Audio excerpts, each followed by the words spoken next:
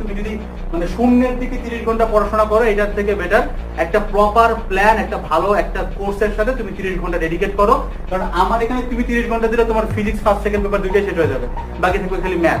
Just চিন্তা করো যে তুমি যে শুক্র শনিবার একটু ডেডিকেটেড পড়াশোনা করলে তোমার ফিজিক্সের 2টা পেপার ডান, লিটারালি শেষ, মানে ফিজিক্সের সিলেবাস শেষ। জিনিসটা বুঝতে পারতেছো?